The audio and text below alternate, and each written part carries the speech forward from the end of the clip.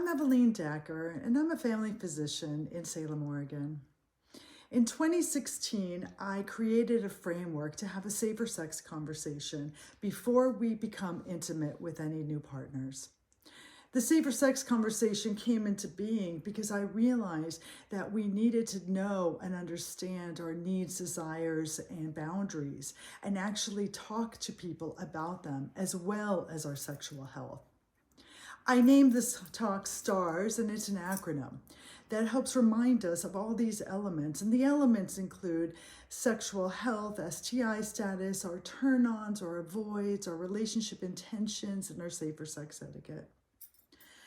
But how it became to be and why I think it is so important and so elemental for all of us in creating good, conscious, healthy relationships comes from who I am and from my own story. I was born in 1965 to a Mexican Catholic mother and a Jewish American father.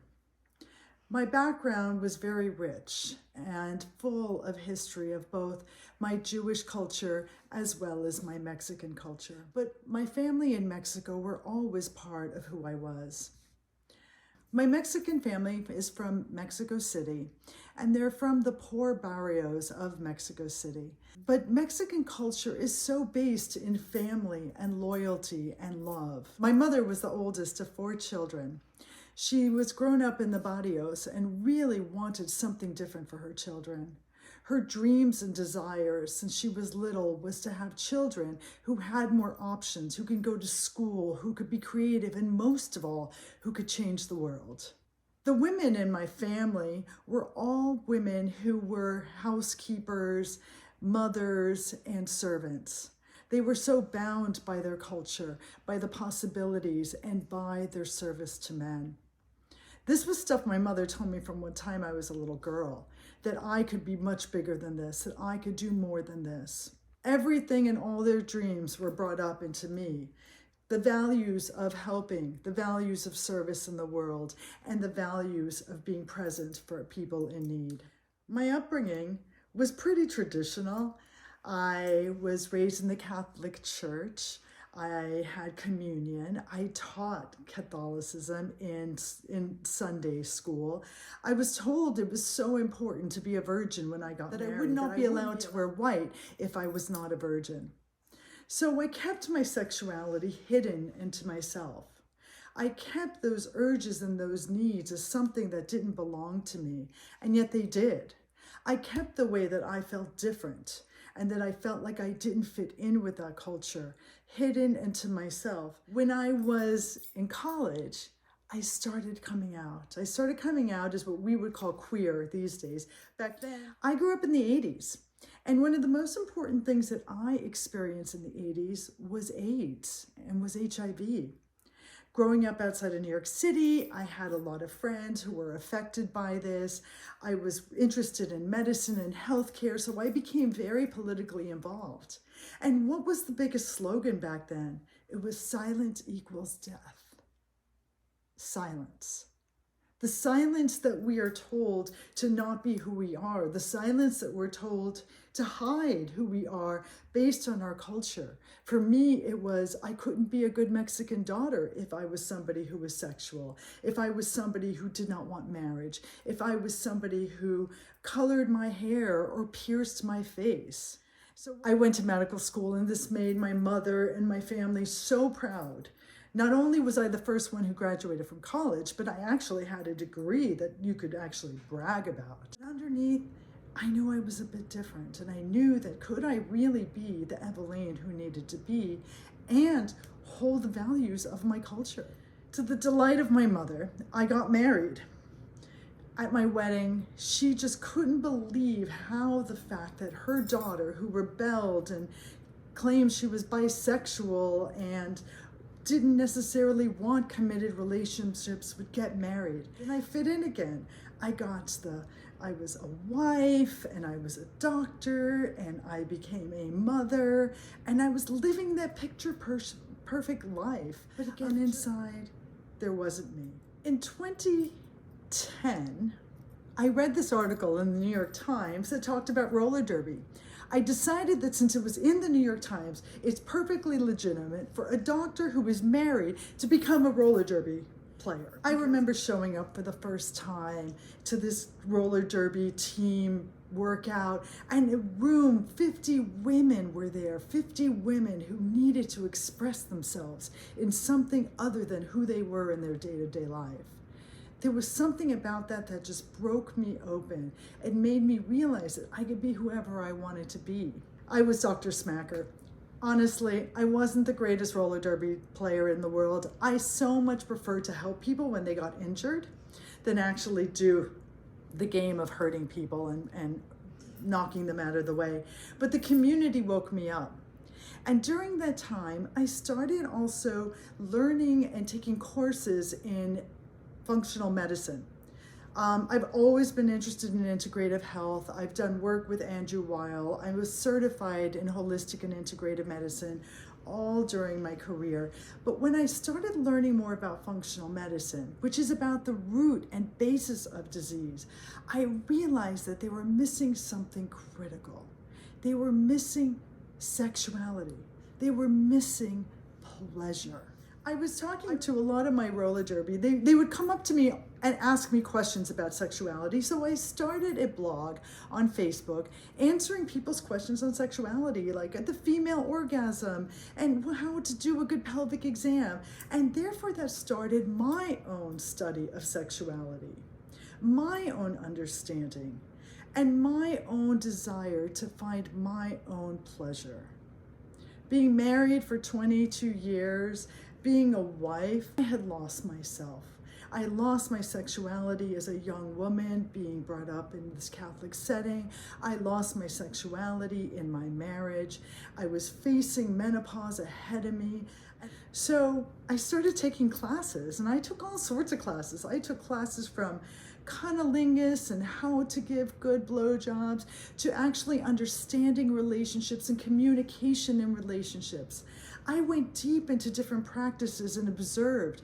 I went to tantra practices. I went to kink events. I went to events for polyamorous people. And slowly, I began to discover something so important that they had that we were missing.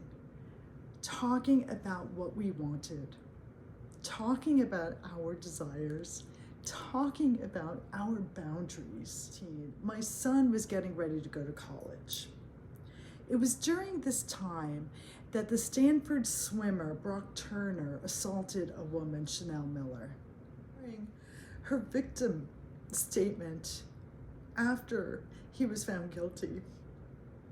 It was played on many different TV stations and radio stations. And I remember having my children around me while we listened to this.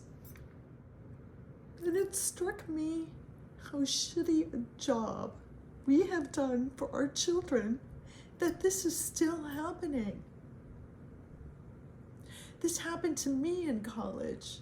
It happened to many of my friends in college, where our no's did not mean no's, where we couldn't actually state what we wanted. She says that, in her victim statement, she says to Brock, "You asked me if I wanted to dance. Apparently, I said yes. You asked if we wanted to go outside. Again, you said I said yes. In the future, if you really want to know if a woman could consent, make sure that she could speak a whole sentence." My son was getting ready to go to college, and I did not want him to be a Brock Turner. I did not want my daughter to be a Chanel Miller. I knew there had to be a better way. And that's when I created Stars. Sex is something that could bring us so much joy, and yet for so many reasons, we have such a difficult time being able to express it in a healthy, authentic, vulnerable way. So Stars is a framework to help us understand that. The first letter is our sexual health and STI status. When we actually start talking and asking people about what they need to be healthy, and when we take responsibility for what we need, we're actually showing an immense amount of care. We're showing that we don't want to hurt anybody around us, nor do we want to be hurt. The T stands for turn-ons. Turn-ons is what we desire. Turn-ons could be anything from, hey, I like to have conversations before I actually get naked, or it really makes me feel comfortable when you hold my hand or stroke my hair. Sometimes if we know what we like before we get into bed with somebody, then we could avoid a lot of things that may happen to us that we actually don't like. Avoids are our boundaries. There are boundaries in terms of, in order for me to be in relationship with you, this is what I need. The boundary is that little space between me and you that will keep us healthy. And sometimes that means that I may want to not do something. And sometimes it means that I have some trauma that I need to express to you so that we don't go in that direction. The turn-ons and voids could really be very flexible. They shift and they change, and actually thinking about them and understanding them is the very first place. I have to tell you, when I first created stars, there was only one place that I'd like to be turned on, and it was this triangle. That was it. I did not know anything else that I liked. So actually starting to get into myself and understand what I desired opened up a whole new world. It gave me permission to actually explore. Relationship intentions and expectations. Wow, this is a big one. I mean, this almost is the whole banana. I sometimes start here. So what is relationship intentions? It's what you want with that person. Every time it may shift and change. The first time you meet them, it may just be a friendship, or it could be a hookup, or maybe what you really strongly desire is a long-term intimate relationship. So why don't we just be honest and tell each other that? Our expectations, I like to also call as aftercare. This comes from the kink community. When they do a scene, they ask for what they need to help them come out of that. So I want to take that with all relationships, with all intimate partnerships. When you are sexual with somebody, what is it that you need to feel cared for? What is it that you need so that you could feel held and that space could be something that is honored? Maybe you don't need anything. Maybe all you need is a glass of water and a goodbye. Maybe what you need is a phone call the next day. But we don't have to guess with each other.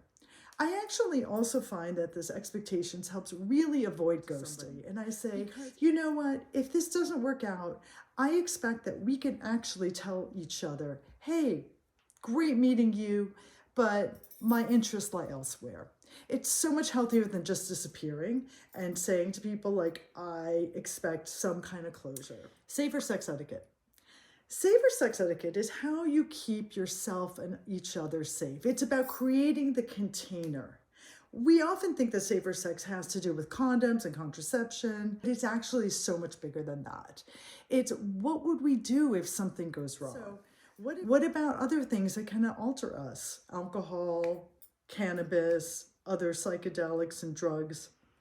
How do they play into our safer container, and what is it that we need from each other? All of it together, the whole stars package.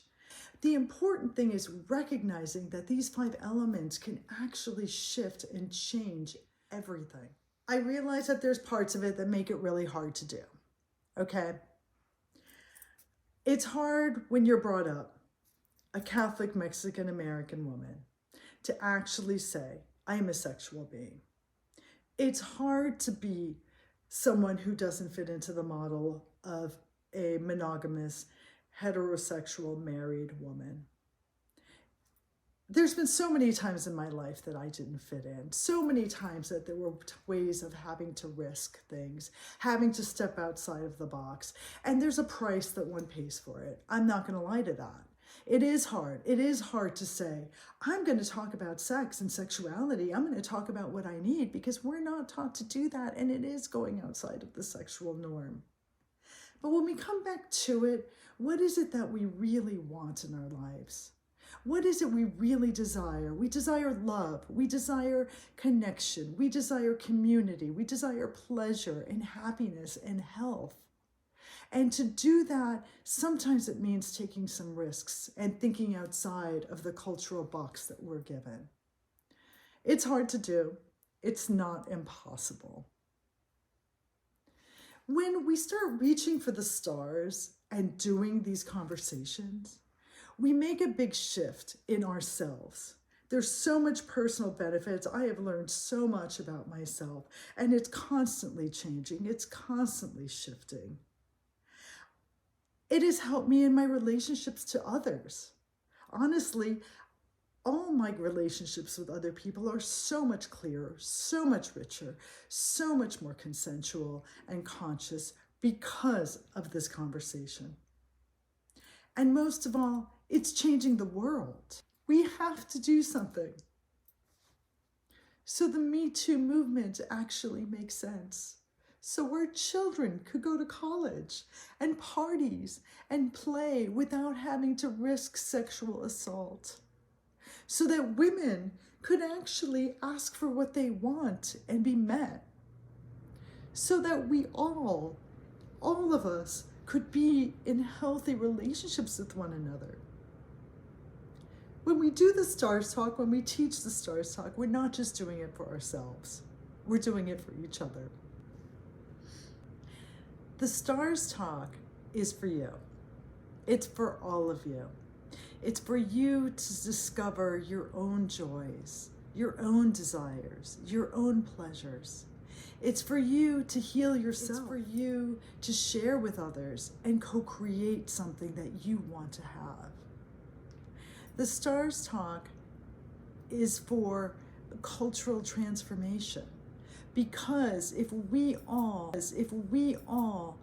have healthier relationships with ourselves and with each other, we could change everything.